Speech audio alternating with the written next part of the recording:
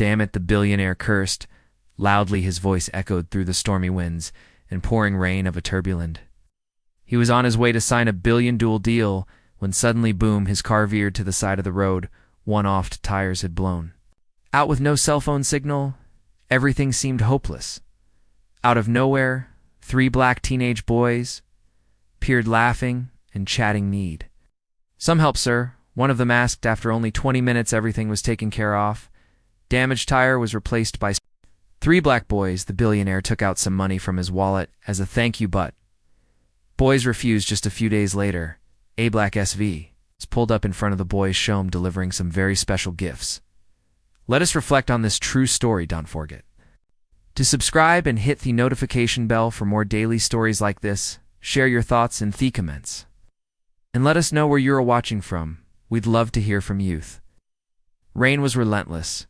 Chris's self-made white billionaire was driving his luxury car carefully as the weather is not in his favor of haste. Rain was spounding on the roof of Chris's sleek black Mercedes like a drumbeat, each drop a reminder of his already crumbling shoulder. The windshield wipers swished furiously, struggling to clear his view in the winding, desolate road. He glanced at the glowing digits on his dashboard. Only 45 minutes until his critical meeting in the city. This wasn't just any meeting. It was a billion-dual deal thekin that could define his career even further. Chris had always prided himself in being in control, but today, control slipped from his grasp when the car jolted violently, accompanied by the unmistakable thud. B-flat tire boom, thump, thump, thump, damn it, he muttered, pulling the car over onto the A. Narrow sounder, he stepped out into the down, grimacing as the cold rain soaked through his tailored suit. The wind whipped around him, and the muddy roadside squelched under his leather shoes. Opening the trunk, he stared at this spare tire and it. A sense of helplessness washing over him. Changing attire wasn't exactly in his repertoire. He owed people for that. He was standing on outskirts of a small, deserted town surrounded by vast expanses of sky and fields dotted with hills. He turned around, looking around, but there was no sign of people or houses on this lonely stretch of road. There was no one but him, the rain, and the ticking clocks. He debated calling for roadside assistance. Chris realized his phone hadn't a signal. He cursed under his breath and said, "Gee, and damn it," looking around for any signs of help. The road stretched endlessly in both directions with only him. His disappointment and his helplessness.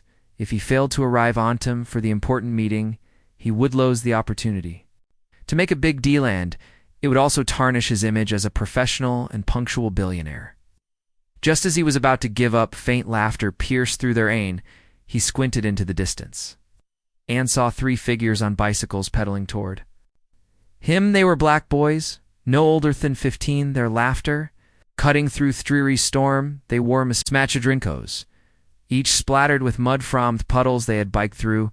The trio slowed down as they approached Thacker with flat tire.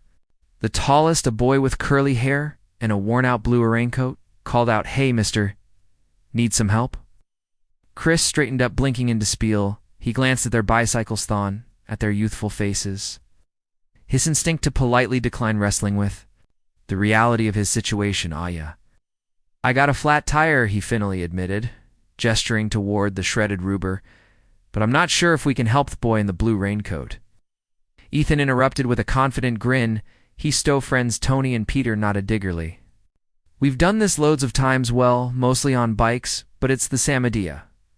Chris hesitated, watching as Ethan handed his bike to Tony and knelt down to inspect the tire. "You've got a spare, right?" Ethan asked, peering up at him through rain-spattered glasses. "In the trunk," Chris said, stepping aside. The boys moved with a natural rhythm, each to king on a roll, as if rehearsed. Tony fetched Jack and wrenched from the trunk while Peter positioned himself to steady the cur. Ethan, the leader, began loosening the leg nuts with steady hands. "You don't mind getting wet?" Chris asked, his voice tinged with skepticism and curiosity. "It's just rain," Peter said with a shrug. "We're already soaked anyway." As they worked, Chris found himself marveling at their efficiency. Despotator. Soaked clothes in the pouring rain, the boys chatted and laughed, as if this were an adventure rather than a chore. Their teamwork was seamless. Tony passed tools. Peter steadied the car. Andy Thon replaced the flat tire with a new one in record time. "Done," Ethan announced, wiping his muddy hand on his raincoat with a satisfied grin. Chris looked at the car, then at the boys, incredulous. Eurely pulled it off, said his tone a mix of disbelief and gratitude. He reached into his wallet, pulling out a wad of crisp bills. Here, take this, you've earned it. But Ethan waved him off, nodded. Mister, we were just passing by, unthought we'd help Tony and Peter. Nodded in agreement. Besides, you need to get to where you're going, Tony added. Chris stared at them, baffled. He wasn't used to kindness without strings attached, without ulterior motives. Are you sure it's the least I can do? He insisted. Ethan smiled, shaking his head. We're sure a jest. Drive safe, okay? And with that, the boys hopped back on their bikes, pedaling away into the rain, their laughter rokey in the distance. Chris stood there, for a moment, watching them disappear for the first time in years. I felt something he couldn't quite name, Ethan, that went bay in gratitude as he climbed back into Hisker. He glanced at the now functioning dashboard clock. There was still time to make it to his meeting, but as he drove off, it wasn't the meeting that occupied us. Thoughts it was the three boys, their Junwan kindness, and the unexpected dimp they had left. On him, Chris drove through the storm with renewed urgency, hands gripping the steering wheel as the repaired car sliced through the rain-soaked road. The meeting loomed large in his mind, but his thoughts kept wandering back to the boys, their muddy raincoats. Easy laughter and unflinching teamwork left an impression that lingered far longer than he expected. He arrived at the UHS, towering glass skyscraper, just as the rain began to ease. The valet hurried over with an umbrella, and Chris stepped out. Adjusting his now damp suit, the attendant gave him a curious glance, noting the muddy smudges on his cuffs, but Chris brushed it off with a curt nod. Inside the conference room, buzzed with activity, his team was already there, shuffling paper sand, whispering among themselves. The clients, a group of investors, sat at the end of a long mahogany table, their expressions lancer. Chris took his seat at third, head of the table, forcing his focus on task at hand. This deal, a merger worth billions, was months in the making. Leaned forward, his usual commanding presence returning as he began presenting his vision, navigating the complex financials and answering questions with his trademark precision. But somewhere in the back off his mind, the scene from early air played. The boys huddled under the rain, their hands working quickly, their laughter rising above the storm. They hadn't asked for anything unexpected, anything they simply helped ask. Meeting stretched on. Chris found himself distracted. His voice faltered into, then twice, earning silences from his team. He was known for his sharpness, his ability to command a room, but today the usual drive that propelled him seemed placed by something more introspective. When the meeting finally concluded, Chris managed to seal the death out. It felt less satisfying than anticipated as the clients filed out, shaking his hand and congratulating him. Chris nodded absently. Already lost in thought back in his office, he loosened his tie and sank into his leather chair, staring out at the city skyline, rains to the glass. The storm still lingering over the metropolis. On any other day, had be celebrating, feeling the rush of accomplishment that came with classing sook monumental deal. But today his mind was elsewhere. He replayed Themament. He reached for his wallet, expecting the boys to accept his offer. Their refusal had caught him off guard, leaving him unsteady in his world of everything had a price. Generosity was often calculated, a tool for network and building influence, but those boys had helped him with no expectation off payment. It was a concept so simple, yet so foreign. Chris leaned back, but the weight of his thoughts pressing down on him, he remembered Ethan's confident grin, Tony's steady hands, Peter's casual shrewdie had shown a kind of selflessness he hadn't encountered in years, and it left him questioning something he couldn't quite define. For the rest of the evening, Chris couldn't shake the feeling that he owed them more than a thank you or a waft cash. The storm outside began to clear, city lights shimmering against through its streets below. As he watched the rain fade into the distance, Chris made a decision, would go back to that small town, no doubt of obligation. But because he need dead to do something more, something my infingal. He didn't know what form it would take or how the boys would react. But for the first time in years, Chris felt a spark of genuine purposey mething that went beyond dual deals, and he knew Thethys, more than anything else he achieved, was worth pursuing. The next morning, Chris woke earlier than usual. His was all firm. Thesson was peeking through the clouds, their remnants of the storm reduced to puddles along the City streets he dressed in casual clothes, a navy sweater and dark jeans, a departure from his usual suit and tie today. It wasn't about business. It was personal as he drove toward the small town. The highway opened up twirling fields and quiet houses. The memory of the boys and their selfless act grew stronger with each mile. Chris knew he couldn't repay their kindness with a simple gesture. It had to be something meaningful, something that would show his gratitude while honoring through humble nature. He arrived at Thestrich of Road, where the flat tire had stopped him. The air was crisp, the aftermath of the storm leaving the earth fresh and fragrant. He slowed his car. Ash approached the small town, scanning for signs of the boys. It wasn't long before he spotted them. Ethan, Tony, and Peter were gathered outside a modest diner, their bikes propped against the wheel. They were laughing, the kind of carefree laugh after that comes with youth and friendship. Chris smiled, parking his car across the street and stepping out. As he crossed the road, Ethan noticed him first. "Hey, it's the guy from yesterday," he called out, nudging his friends. The other two turned, their face lighting up in recognition. "Hey, Mr. Tony," greeted Histon, casual but friendly, car holding a poke. Chris chuckled, nodding. "Thanks, Toy. You three it is." He paused, glancing at bikes leaning against the wall. "Mindif, I join you for a minute." The boys exchanged glances, then shrugged in unison. "Sure," Peter said, gesturing to the bench outside the diner. Chris sat down, feeling out of place, yet oddly at ease. "I wanted to thank you properly for yesterday. You didn't have to help, but you did, and it made a bigger impact." "Than you. No," Ethan grinned. "It was no big deal. You looked like you needed a hand." Tone chimed in. Yeah, and besides, we were already soaked. Figured we might as well do something useful." Chris laughed, shaking his head. "You three have more generosity than most people I've met in my entire life." Peter leaned back, arms crossed. "It's just what you do, right? Help Simeon out when they need it." Chris doted them for a moment, their sincerity catching him off guard. On Seagain, he reached into his pocket, pulling out a small notebook he'd brought to jot down ideas on the way. "I know you didn't do it expecting anything in return," he began, "but I want to do something for Yofer. All of you." The boys looked at each other, their expressions a mix of curiosity and caution, like what Ethan asked. His tone measured well. Chris said, leaning forward, "How about I fix up your bikes or get you something you've been wanting for a while? Like something practical. Think of it as me way of showing my appreciation." Tony frowned, shaking hished. "You don't have to do that, Nister. We're good," Peter added. "Yeah, we weren't looking for a reward." Chris raised a hand, smiling. "I know, but this isn't a Buddha words. It's about paying forward thickenness. You showed me, let me do some it for you." Ethan hesitated, glancing at his friends. "Well, there is something." Tony and Peter shot him curious looks, and Ethan continued, "There's this community center. Hang out at sometimes. It's kind of offling. A part leaks in the roof, old equipment. They've been trying to raise money to fix it up, but it's slow going." Chris leaned back, considering this community center, huh? That sounds like something worth helping with. Ethan nodded. "Yeah, it's where a lot of kids go for school. It's important to the town." Added, "If you really want to do some Ethan, maybe you could help them out instead of us." Chris smiled, a sense of pride swelling in his chest. Boys weren't just kind.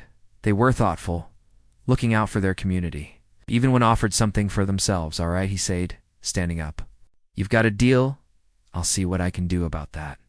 Community center. The boys grinned, their excitement tempered by humility. "Thanks, Mr. Athenzed," extending a hand. Chris shook it firmly, looking at the trio with Newfound dress picked. "No," Chris replied, his voice steady. "Thank you. You reminded me that world could use more people like Ko." As he walked back to his car, he felt renewed sense of purpose. Helping the boys was just the beginning. This small town had something special, and Chris Wasterman to be a part of preserving ITAs. He drove away. The image of their smiling faces stayed with him. A reminder, thought even the smallest acts of kindness could create ripples far beyond their origins. The next week, Chris returned to the small town, this time armed with Apple, and he had made a few calls, pulling strings that only someone with his resources could, but this wasn't about flexing his wealth. It was about using it for something that truly mattered. Heppard, his car near the diner where he'd first reconnected with the boys, and stepped out, scanning the street. It was quieter today, the lazy hum of a small town settling into its midweek rhythm. Ethan Tony and Peter weren't at Thedner this time, but Chris wasn't worried. I knew where to find them after chatting. With a few locals, he made his way to the community center they had mentioned the building was modest at since. Bright paint faded by years of wear and tear the roof had. Visible patch of sand. The playground behind it looked like it hadn't been updated in decades, yet there was a charm to it, a sense of pose that shone through thigh imperfections inside Chris. Found thigh boys sitting at a table, covered in papers and markers. They were working on a banner that read Community Center Fundraiser. Every little bit helps. When these saw him, their faces lit up with surprise. "Hey, Mr. Chris," Ethan greeted, setting down a paintbrush. "What are you doing here?" Chris smiled, stepping closer. "I told you I wanted to help. Didn't he thought I'd come see what you're working on, Tony?" Gestured to the banner we're treeing to raise money for the center go-to bake sale and a car wash plan for through weekend. Peter chimed in, "It's slow going, but every bit counts." Chris nodded, impressed by their initiative. "You three or something else, you know." "That, but I think we can speed things up a little." Boys exchanged curious glances. "Wate? You mean?" Ethan asked cautiously. Chris knelt to their levelous tone, serious but kind. "I made a few calls. Some friends of mine in construction equipment suppliers. Even a few local business owners. They're all on board to help fix this place up." The boys stared at him, their eyes wide with disbelief. "You're serious?" Tony asked, his voice lie above a whisper. Chris nodded completely. "This center is important to your community. And you three reminded method helping others can mean more than anything. Money can buy the repairs. Start next week." Ethan looked at Tony and Peter. Ace breaking into a grin. "Did Yahooer that Hune's going to fix the center?" Peter jumped up his "This is amazing. The kids are going to love it, Tony." Always the practical one frowned slightly. "But how much is all this going to cost you?" "Mr. Chris, you don't have to spend so much just for us." Chris laughed, standing up. "Tony, this isn't just for you. It's forever young. Who uses this place now and in the future, and trust me, it's worth every penny." The boys were buzzing with excitement, but Chris wasn't finished. Headed to the door as a woman entered Dieter, arms full of papers and a tired smile on her face. She paused. When she saw him, "Hi," she said, her tone polite but wary. "I'm Karen, the director of the center. Can I help you?" Chris extended a hand. "I think I'm here to help you. Karen, they boys told me about the work you're redoing here. I'd like to pitch in." Karen's eyes widened. "Pitch in how?" Chris gestured. "The building I'm organizing, a full renovation, new roof updated. Playground proper equipment for the kids. Whatever you need to make this place what it's hold." Beaker in blinked, her hand covering her mouth. I don't even know what to say." "Say yes," Chris replied with a warm smile, "and let me know how I can make your job easier." Karen looked at the boys, then back at Chris, her voice trembling with emotion. "Yes, absolutely yes. Thank you." Over the next few hours, Chris worked with Karen and the boys to create a detailed plan. The renovations would begin immediately, starting with the roof and structural repairs. Chris made no tasks. Karen spoke passionately about the programs they wanted to offer, but Colden, due to the building's condition, the boys chimed in with ideas for the playground and activity areas there. And her gin fastidious when Chris finally left that evening. The sun was setting, casting a golden glow over the small town, held back at the community. What it would look like in a few months. A place that wasn't just functional but thriving, filled with laughter and possibility driving away. Chris felt something shift inside of him. This wasn't just a project, it was a chance to leave a lasting impact. To Honer, the selflessness of three boys who had reminded him of the importance of connection and kindness. He smiled, gripping the steering wheel a little tighter. For the first time in years, Chris felt like he was exactly where he was meant to be. The renovations began swiftly with teams of workers. Riven got the community center the following week. Chris ensured that everything was planned too. The last detail, the old leaky roof, was replaced, first followed by repairs to the walls, plumbing, and electrical systems. It wasn't just a restoration, it was a complete transformation.